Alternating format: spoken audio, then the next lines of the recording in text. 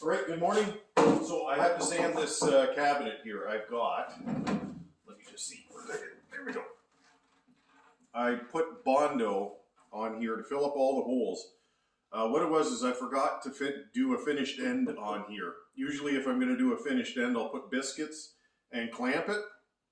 In all honesty, I just didn't look at the drawing properly. So I have to do a finished end on it, so now I have to fill all the holes in here. So I used automotive filler, Bondo, whatever you want to call it. Now what I did was I humped it up over top of any of the screw holes or nail holes. That way I'm hoping to get away with just one fill. If I do have to, I can add a little bit more after. But what I like to do is put it on and at least wait at least 6 hours before it dries up. Because it gets really good and hard at that point, and it doesn't.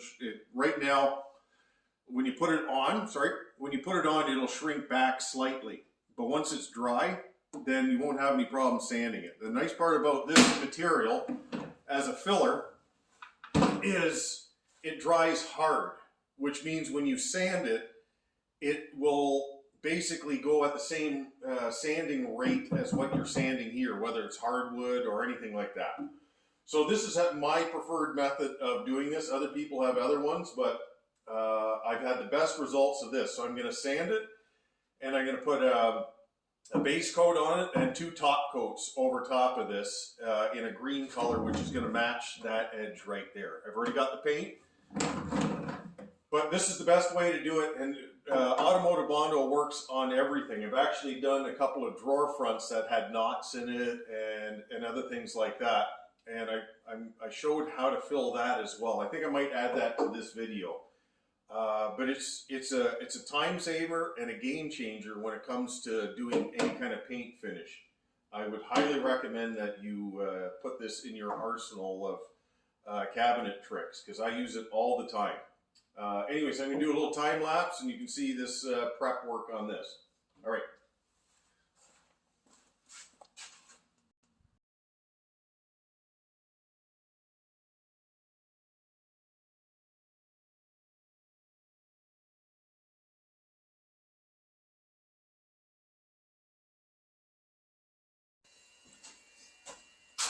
All right, I just want to show you how to spray a finished end on the cabinet. So this is one of the cabinets that I had in the shop that I put filler in the screw holes, nail holes, and any of the chatter on the back side of the cut, a little bit here and there.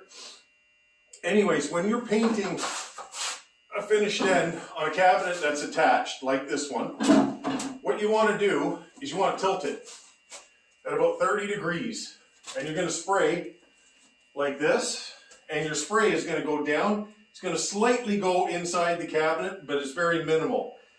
This is a drawer unit. I'm not really worried if a little bit of specks get into it, but if you're really worried about it, just put paper in there, or even just a simple rag, for instance, like this.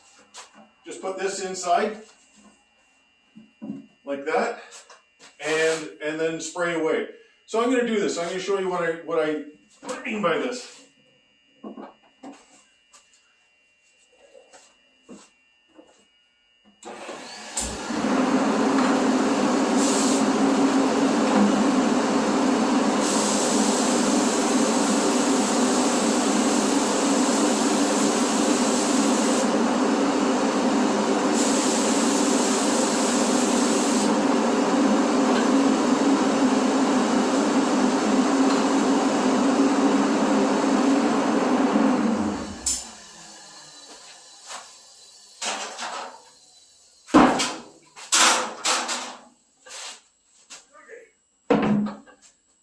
There we go. Pull that out. Now, down here, no overspray. Look at my edge here. Okay, that's just a bit of dust, but perfect. The paint just slightly, what it does is when you spray it, it goes like this, just slightly over that edge. So this is the first coat. It's going to get 2 more after this, but that's pretty nice right now. You can see there's a little bit of bubbling here, but that will all start to break in a few seconds. But that's essentially how you do a finished end when it's on attached to a cabinet.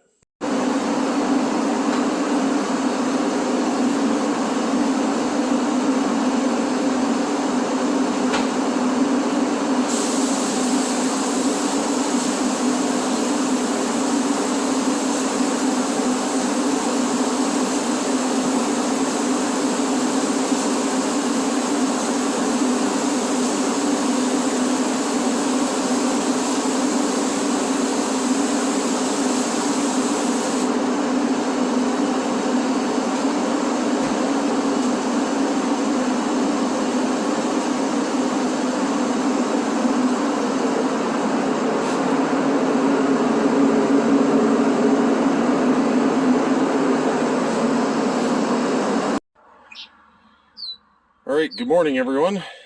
Here is the finished product from the other day.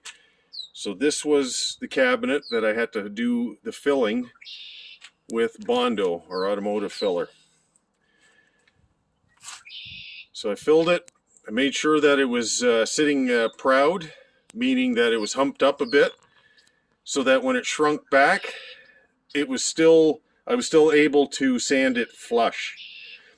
I let it dry long enough. I actually let it dry overnight, and I sanded everything flat, sanded the whole surface here with 150, put a base coat on it, and 2 top coats over top of it.